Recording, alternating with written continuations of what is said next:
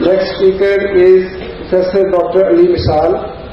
I don't think anybody in this hall needs any introduction for Dr. Ali Mishal, but still I say he is a renowned personality in the medical fraternity of Muslim Ummah. He is an endocrinologist and chief of medical staff in Islamic Hospital Jordan. He remained General Secretary of FEMA, Federation of Islamic Medical Associations, for 4 years, and then President of FEMA for 4 years. Currently, he is the Executive Director of FEMA. He is the person, a living legend with us. He has groomed many IMAs during the last few decades of life, and we are lucky to have him here. I request him to please address. أعوذ بالله من الشيطان الرجيم. بسم الله الرحمن الرحيم والصلاة والسلام على سيد المرسلين.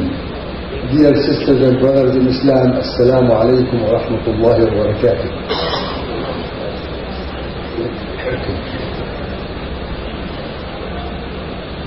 It gives me great pleasure to be among you in this blessed occasion, and this is one of the very rare occasions in which a Muslim comes to his Muslim brothers and is received with open hearts and with caring minds. One feels exactly as if he is among his beloved ones. So Jazakumullah khairan, and inshallah Allah subhanahu wa ta'ala will gather our minds and hearts within the folds of His mercy and His service.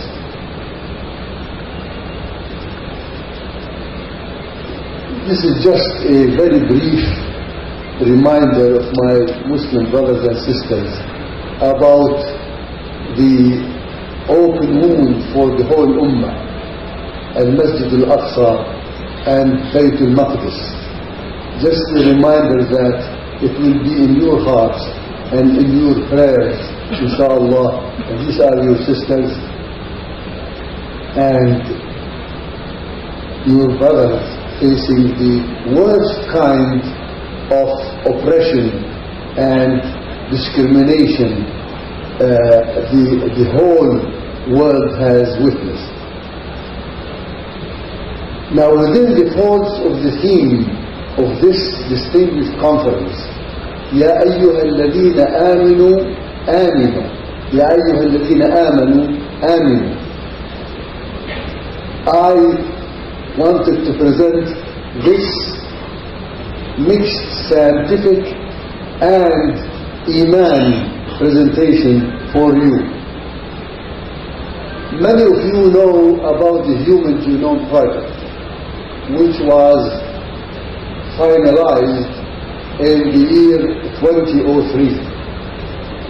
And since that momentous achievement was completed, the whole practice of medicine is witnessing a new era which never took place before.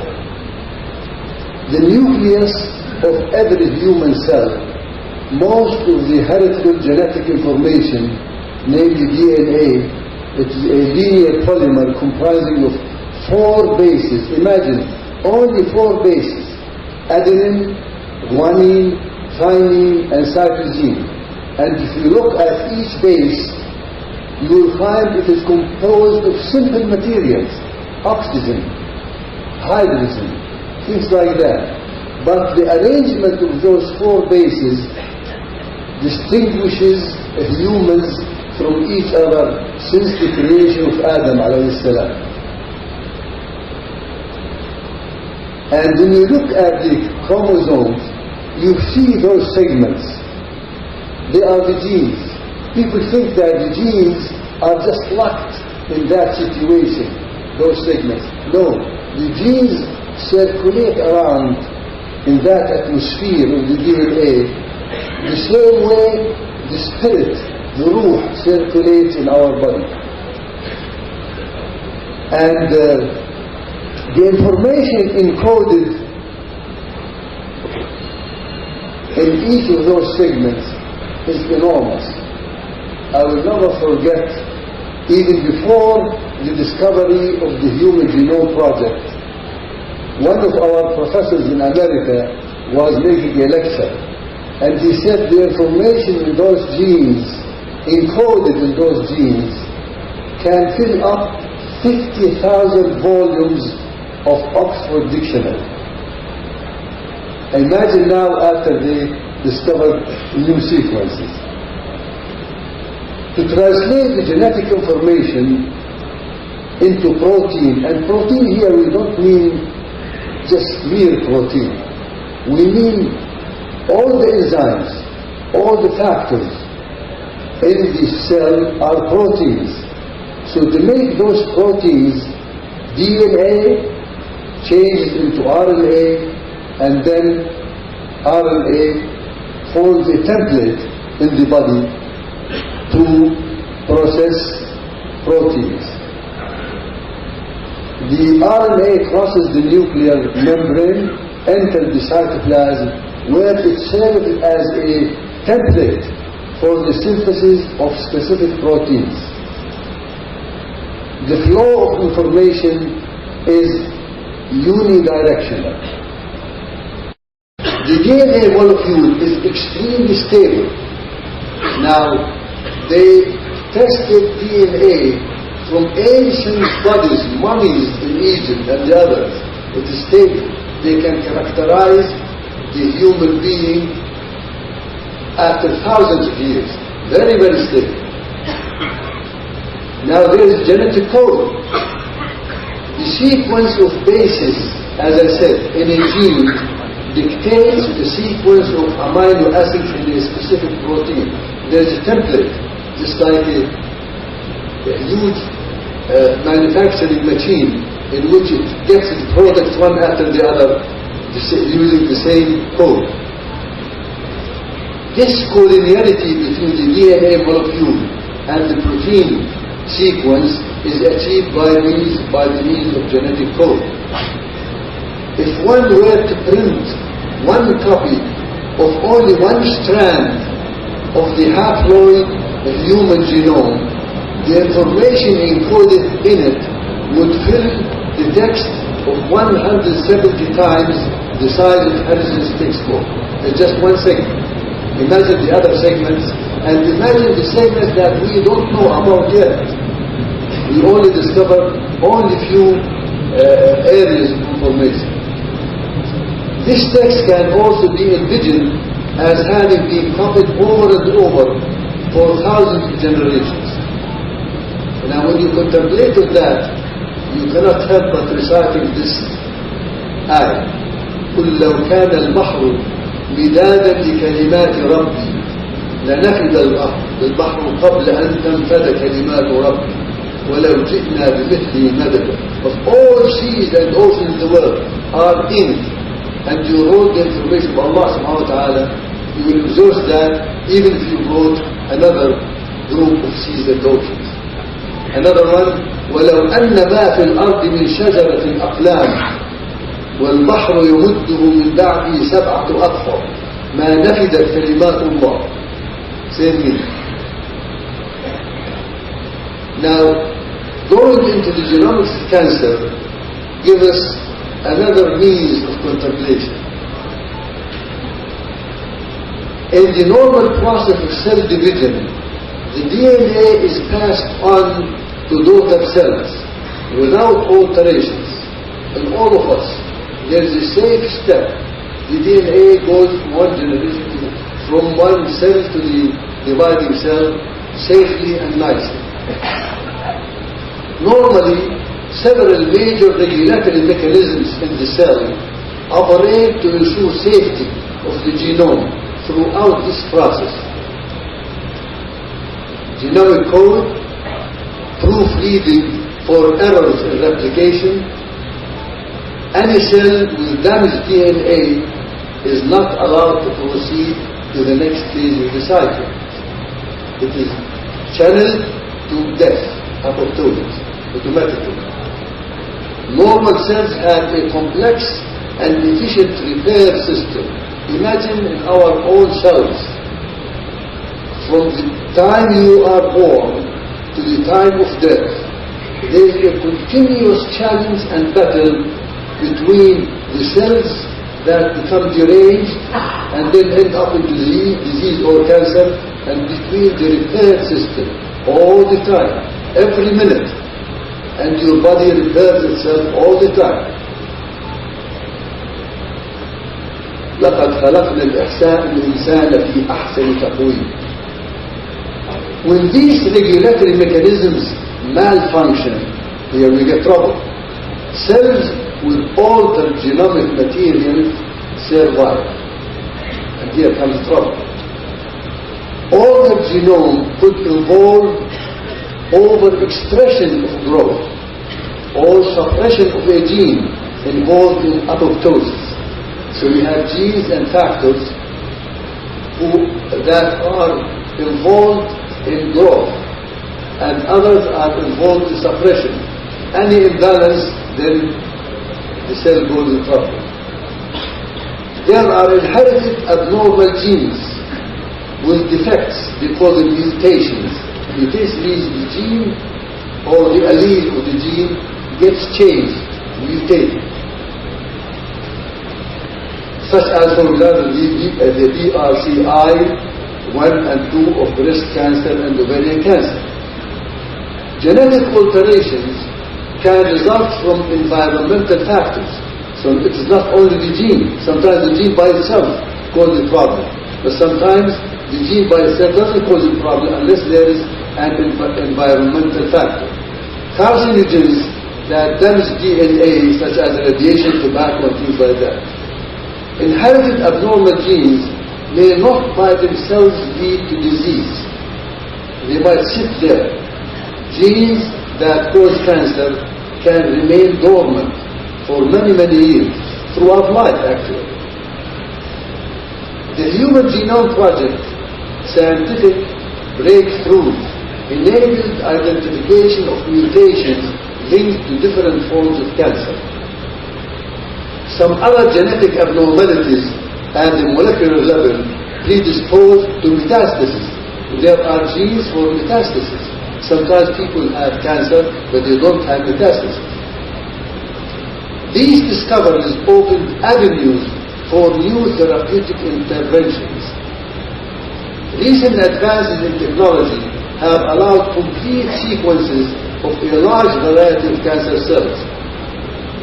Somatic mutations include substitution of one base like guanine or thymine with another, insertion of a small or large segment of DNA, or deletion, or rearrangement, or copy number increases, or copy number reductions, which may result in complete absence of a DNA sequence. And you can have sometimes exogenous DNA. For example, when you get infection with human papilloma virus, the DNA of the virus is injected into the cells and you can get cancer. Then the epigenetic alterations. Epigenetics is a distinguished area which does not have anything to do with the inheritance of the DNA. It acts on the existing DNA by processes like methylation or histone modifications, in which the DNA which is existent becomes changed by these procedures. Such processes may favor malignant transformation. Imagine that there is a suppressor gene against cancer, and the body methylates this gene and paralyzes it. So the suppression goes away, and then the cancer doesn't have anything to suppress it. Epigenetics involve modifications of the gene expression in contrast to alterations of the genetic code itself. So epigenetics are different from the genetic code itself.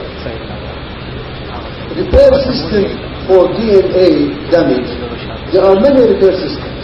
The body is equipped with this repair system. And I said before, with this repair system, we survive. If any of those repair systems is deranged, then we get trouble. Now there is something called the Cancer Genome Atlas, which started in 2006 by NIH, mapping and highlighting the key changes occurring at the molecular level. Its goal is to use genomics to diagnose cancer. It's very important to predict cancer before it occurs, and now it is becoming possible. Provide tailored treatments, not to treat cancer, to treat the etiology of cancer. 2 years back, this atlas has completed a whole genome sequences of about 1,000 tumors, 2,700 publications. In addition to identification of many types of cancer, the project has also yielded potential drug therapies. The atlas also has increased our understanding of genetic drivers of cancer and common pathways, and specific mutations have been described, which was not known to us before. Now this is a motto for all of us with open hearts, believing hearts, to think, contemplate, and discover. Man is continuously invited to study creation as the handiwork of Allah subhanahu wa ta'ala, which in itself is tantamount to a religious duty on us. The motivating factor behind the Muslims' quest for knowledge in the scientific and medical fields was primarily for them to understand the creation of Allah subhanahu wa ta'ala. Sciences represent the means to understand various phenomena related to human life, health, and disease, and to understand man's relationship with Creator. وفي الأرض آيات للموقنين وفي أنفسكم أفلا تبصرون. When you think about all those processes which are a minimal portion of the process that are really going on in our bodies, and you think of the universe, you find the immense power and wisdom of Allah subhanahu wa ta'ala, and you grow closer to your Creator. فلينظر الإنسان مما خلق سنريهم آياتنا في الآفاق وفي أنفسهم حتى يتبين لهم أنه الحق. We will show them, by time we will show them our ayat in this universe and in themselves. Medical sciences are proper means to think, contemplate, and understand. Science in general, and medicine in specific, is a form of worship and tool for the students' minds to exercise thinking, contemplation in the creation of Allah subhanahu wa ta'ala. So this is what we are really addressing ourselves and our new generation, that it is time for them to enter these scientific fields. Number one, to please Allah subhanahu wa ta'ala, to discover the wisdom and the knowledge, the vast knowledge of Allah subhanahu wa ta'ala, and then to serve your fellow human beings. إنما يخشى الله من عباده العلماء. Scientists and researchers who comply with the divine guidance to discover sound basis of health and disease, to observe the needed diligent effort to investigate, discover, and remedy human disease, and in doing so to discover Allah subhanahu wa ta'ala healing power, wisdom, and perfection. Medical sciences uncover the fact that everything in this universe, including humans, were created in the best of modes. وخلقنا الإنسان في أحسن تقويم. Man benefits from various creations in the manner they were created for. But if man tries to benefit from matters in this earth in the way they were not clear before, then man and the society goes into trouble. Medicine is closely associated with the 5 purposes of the law, maqasid al-sharia. Seek remedy. The injunctions of the glorious Quran and Sunnah, or the Prophet sallallahu alayhi wa sallam, to seek remedy from ailments constitute a system in medical care and research. Because for every disease on this earth, there is a remedy, there is a treatment, but we don't know them. So we have to work hard to discover them and know them and treat them. So this is a motive for all of us, especially our new generation, to think that for every disease there is a treatment, but you have to work hard to find it. First, there is an injunction to seek cure from illness. Second, there must be well-trained and qualified medical practitioners, and this is the duty of the organization and the duty of the states and the Muslim rulers. Third, all diseases, including lethal ones, or diseases considered incurable in our current level of knowledge, have curable remedies which are unknown to us at the present point in time. Allah subhanahu wa ta'ala, the source of all knowledge, has not revealed them to us yet. We need to exert more effort to research and perseverance and mental process to discover them. وَقُلِ الْحَمْدُ لِلَّهِ سَيُرِيكُمْ آيَاتِهِ فَتَعْرِفُونَهَا. You will know His ayat. وَلَتَعْلَمُنَّ نَبَأَهُ بَعْدَ حِينٍ. You will know the details after some time. وَقُلْ رَبِّ زِدْنِي عِلْمًا. جزاكم الله خيرا والسلام عليكم ورحمة الله وبركاته.